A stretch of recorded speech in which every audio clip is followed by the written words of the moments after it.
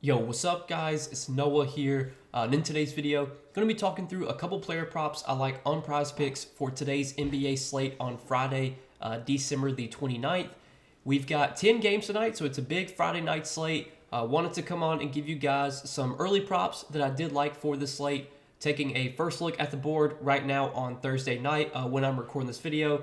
As of Thursday night, when I'm making this video, as you can see, we don't have the full board posted yet. Not all the games are up right now, but there's still a good amount of props available, and I was able to find two early props that I did like for tonight's slate. So, as always, guys, we're going to talk through each one of these two plays, share why I like them. Before we do get started, though, if you guys do enjoy these Prizepicks videos, if they do help you out, make sure you hit that like button down below. Make sure you guys hit that subscribe button if you have not yet. And if you guys are new to Prizepicks and if you don't have an account over on Prizepicks, you can sign up linked down below in the description, or just use that promo code NOAH when you do sign up, and you will get your first deposit matched up to $100. Also, do want to give a quick shout out to Sleeper, because we have a partnership with Sleeper as well, guys. And if you don't have an account over on Sleeper, you can download the Sleeper app either on your App Store or Google Play Store. If you have an iPhone or an Android, they do have an app for both.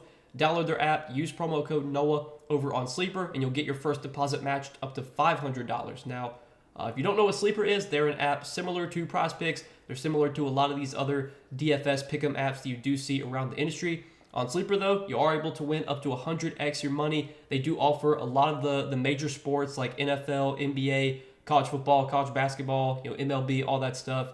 Again, you can win up to 100x your money over on Sleeper. They do a lot of promos throughout the week. They offer free squares as well for all new users. So if you're a new user to Sleeper, when you download and make a deposit, you will get a free square added to your account. Just make sure, again, that you sign up and use that promo code NOAH so you do get your deposit bonus when you do sign up. But let's talk through the Prizepicks plays I do like for today, guys. Now, before we talk through today's plays, I do want to recap our two plays from Thursday night. So Thursday night was definitely not a good night for us, and I'll definitely take the L Thursday night. I think I made some mistakes with the bets I gave out Thursday. The Kobe White play, I don't really regret taking Kobe White over 30.5 points plus assist. I think Kobe White finished with 16 points and 2 assists. He shot the ball terribly, though, 5 for 19 from the field. He also lost a few minutes because that game did turn into a blowout kind of unexpectedly. I don't regret that play at all, but I definitely regret the Jonas Valanciunas play. Not factoring in Larry Nance coming back I think that was a mistake on my part, because Jonas Valanciunas and Larry Nance pretty much just split the center minutes evenly.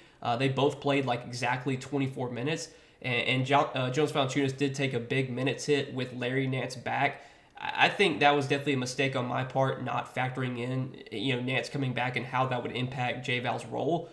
Nance has been someone that they've played a lot when he's been healthy. I didn't really think he was going to play 24 minutes, coming back from a long injury, but that's what happened. Obviously, that cut into J-Val's minutes, and J-Val he had no chance of going over that PRA line if he was only in 24 minutes. So I regret that play. I was definitely a play that I definitely should not have took. But we move on to Friday. This is a forward-thinking show. We got to look to the next day ahead, but I do want to recap our plays from Thursday.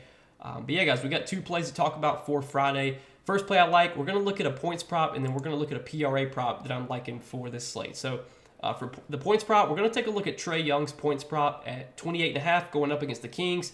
And I do like the over here for Trae Young. So if you look at Trae Young's recent games, he has been playing really well lately for what it's worth. He has had at least 30 points now in, I think, 7 out of his last 8 games. That streak ended. He had 30-plus points in 7 straight games, and that streak came to an end last game against the Bulls, where he scored only 21 points. But that was a really tough matchup. The Bulls have really good guard defense.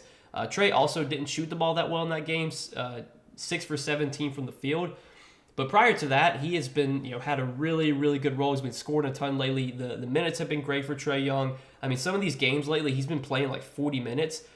This game against the Kings is going to be by far the best game environment on the slate. If you look at this Kings and Hawks game, right now this game has a 251 total. That's, anytime you see a total over 250, that's usually going to be, a game that is expected to be super, super high scoring. We've seen a lot of totals this season over 250, and this is another total that's over 250. The spread in this game is also pretty much like it's a pick 'em. I think the Hawks are favored by like half a point right now. So this game projects to be super high scoring. It projects to be competitive. These are two teams that love to push the pace. If you look at pace stats this season, the Hawks are playing at the 5th fastest pace in the league. The Kings are playing at the 10th fastest pace. So both these teams rank top 10 in pace this season. Both these teams have also been pretty bad defensively. The Hawks rank 27th, so 4th worst defensive rating this year. And the Kings are also bottom 10 in defensive rating.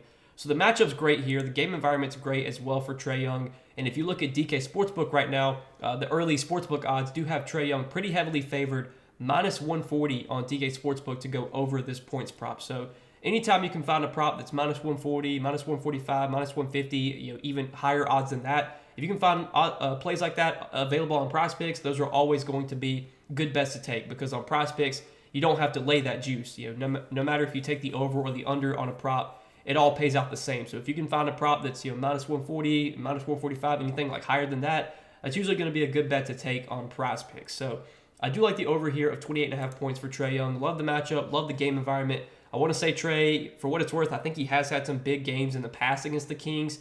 I think it's a great matchup for him. The Kings are not a good defensive team at all, and they definitely don't have really a good on-ball defender that can really slow down Trae Young here. So that is the first play I do like for tonight, guys, is Trae Young more than 28.5 points. And then the next play I like is going to be a PRA prop. We're going to go back to a guy that we took it over on a couple days ago. We took his points prop that day. Today we're going to be looking at his PRA prop, and that's going to be DeAnthony Melton, 22.5 PRA, and I like the over here as well for Melton. Now, if you focus on Melton's recent 2 games, which are the 2 games I want to focus on, those 2 games have been without Joel Embiid, and Joel Embiid is once again out for today. And if you take a look at DeAnthony Melton's games this season without Joel Embiid, he's played 5 games this year without Embiid. He's gone over this line in all 5 games for what it's worth. Had 25 PRA in 30 minutes against Minnesota. He had 26 PRA in 30 minutes against the Pelicans. 27 PRA in 37 minutes against Boston. 27 PRA in 37 minutes against Miami. And then last game against Orlando, he had 28 PRA in 37 minutes.